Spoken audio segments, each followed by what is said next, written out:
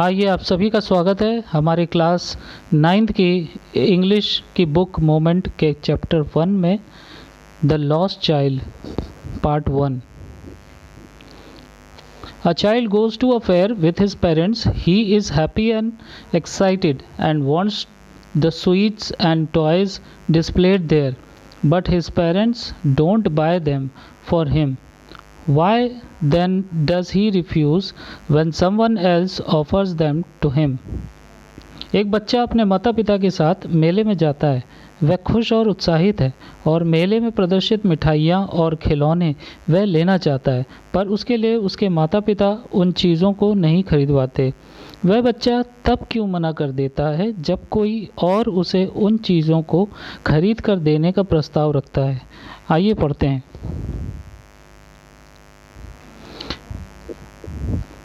It was the festival of spring. From the wintry shades of narrow lane and alleys emerged a gaily glad humanity. Some walked, some rode on horses, others sat being carried in bamboo and bullock carts. On little boy ran between his father's legs, brimming over with life and laughter. बसंत का season चल रहा था। कम होती हुई सर्दी में सिकुड़े रास्तों और पतली गलियों से खुशी से भरे लोगों की भीड़ निकल रही थी। कुछ पैदल चल रहे थे, कुछ घोड़ों पर सवार होकर जा रहे थे, कुछ बांस के झकड़ी और कुछ बैलगाड़ियों पर बैठकर आ रहे थे। चंचलता, खुशी और हंसी से भरा हुआ एक नन्हा सा लड़का अपने पापा के साथ साथ चल रहा था।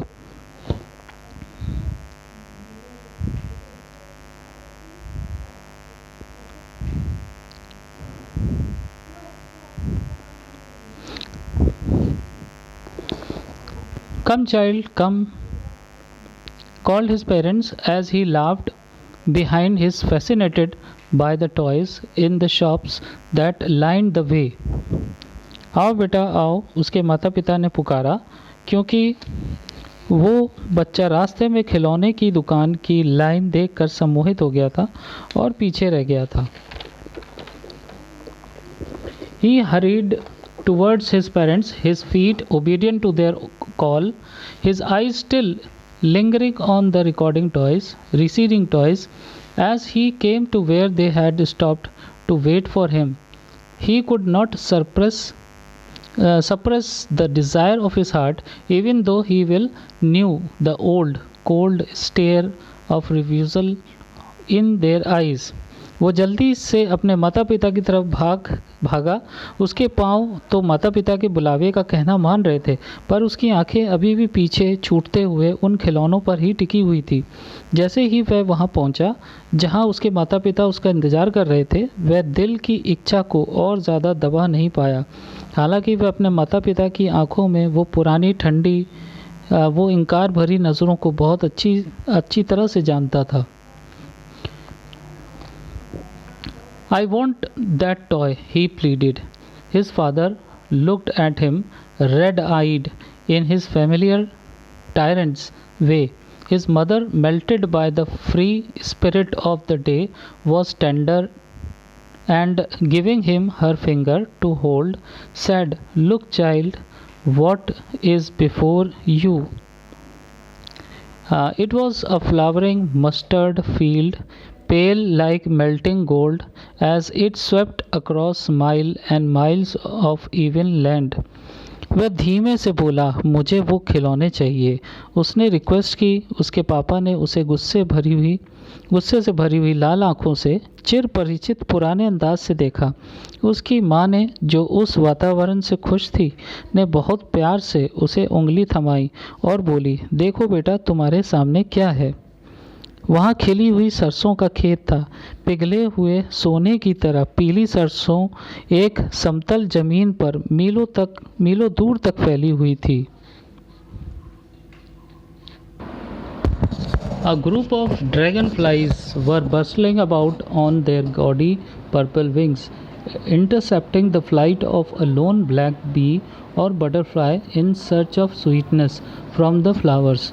The child followed them in the air with his gaze, till one of them would still its wings and rest and he would try to catch it, but it would go fluttering, flapping up into the air. When he had almost caught in it in his hand, then his mother gave a cautionary call, "Come, child, come on to the footpath." Dragon flies का एक झुंड। Dragon flies यानी एक तरह का पतंगा जो कुछ इस प्रकार दिखता है। अपने खराब से भड़कीले पर्पल रंग वाले पंख फैलाकर हलचल मचाते हुए फूलों से शहद तलाश करती हुई अकेली तितली या काली मधुमक्खी जो इस तरह की दिखती है,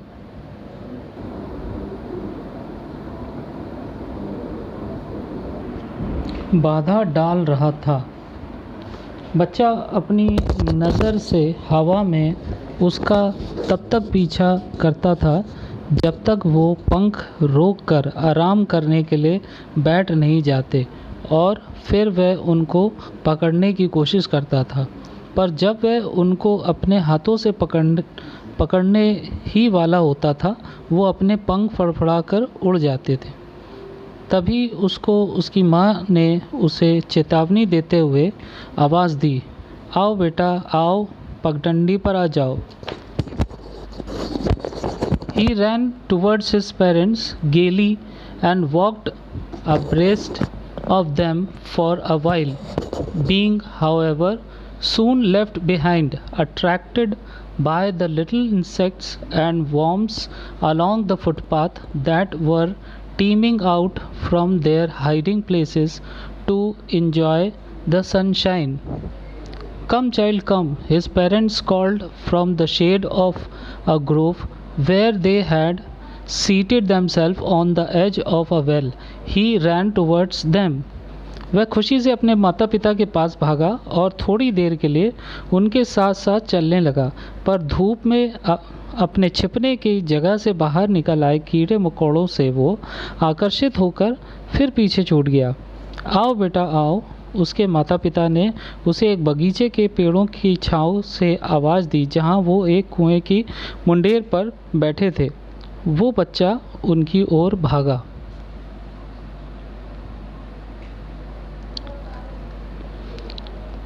A shower of young flowers fell upon the child as he entered the grove, and forgetting his parents, he began to gather the raining petals in his hands. But lo, he heard the cooing of doves and ran towards his parent, shouting, "The dove, the dove!" The raining petals dropped from his forgotten hands. "Come, child, come," they called to the child, who had now gone running in, while capers round the banyan tree, and gathering him up they took the narrow winding footpath which led to the fair through the mustard field.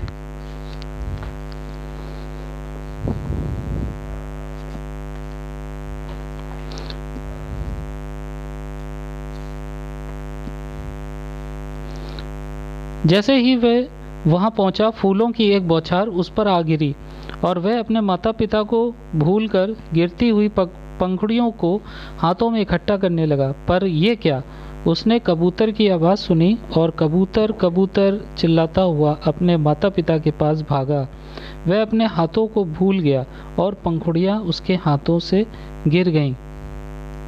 "आओ बेटा आओ," उन्होंने अपने बच्चे, जो अब बरगद के पेड़ के आसपास उछलता हुआ दौड़ रहा था, आवाज़ दी और गोद में उठाकर उस पतली पगडंडी पर चल पड़े जो सरसों के खेत के बीच में से होकर मेले में जाती थी।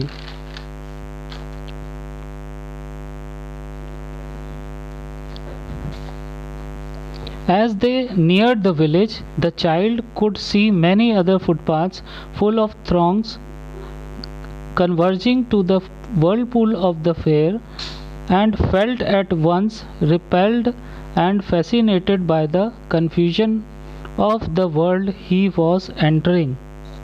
गांव के पास पहुंचते हुए वह बच्चा और भी भीड़ से भरी पगडंडियां देख सकता था जो मेले के भंवर में जाकर मिलती थी, और जिस दुनिया में वह दाखिल हो रहा था उसकी भ्रम की स्थिति को देखकर वह एक बार झिझकता और फिर मोहित हो जाता। A sweet meat seller hawked gulab jamun, rasgulla, barfi, jalebi at the corner of the entrance, and a crowd pressed round his counter at the foot of an architecture of many colored sweets decorated with leaves of silver and gold. The child stared open-eyed and his mouth watered for the barfi that was his favorite sweet. I want that barfi, he slowly murmured, but he half knew as he begged that his plea would not be heeded because his parents would say he was greedy. So without waiting for an answer, he moved on. मेले के entrance के कोने में खड़े एक मिठाई वाले ने आवाज़ दी, गुलाब जामुन, रसगुल्ला, बर्फ़ी, जलेबी और सुनहरी और चांदी वर्क से सजी हुई मिठाइयों की स्टॉल के चारों ओर और अच्छी खासी भीड़ जमा थी। बच्चे ने आंखें फाड़कर देखा। बर्फ़ी को देखकर उसके मुंह में पानी भर आया क्योंकि वह उसकी मनपसंद मिठाई थी। वह धीमे से बुदबुदाया, मुझे वह बर्फ़ी चाहिए, पर वह अच्छी तरह से जानता था कि उसकी रिक्वेस्ट पर ध्यान नहीं दिया जाएगा क्योंकि उसके माता पिता कहेंगे वो लालची है। इसलिए बिना उसके जवाब के इंतज़ार किए वह आगे बढ़ गया। A flower seller hawked a garland of gulmohar. The child seemed irresistibly drawn. He went towards the basket where the flowers lay heaped and half murmured, I want that garland. But he well knew his parents would refuse to buy him those flowers because they would say that they were cheap. So without waiting for an answer, he moved on. एक फूल बेचने वाले ने आवाज़ लगाई, गुलमोहर की माला ले लो, गुलमोहर की माला। बच्चा उसकी तरफ ज़्यादा मोहित हुआ। वह उस टोकरी के नज़दीक गया जिसमें फूलों का ढेर लगा था और धीरे से बोला, मुझे वो माला चाहिए। पर वह अच्छी तरह से जानता था कि उसके माता पिता उसको माला खरीद कर देने से इनकार कर देंगे क्योंकि वो कहेंगे कि वो बहुत ही घटिया है, बहुत ही सस्ती है। इसलिए बिना जवाब का इंतज़ार किए हुए वह आगे बढ़ गया।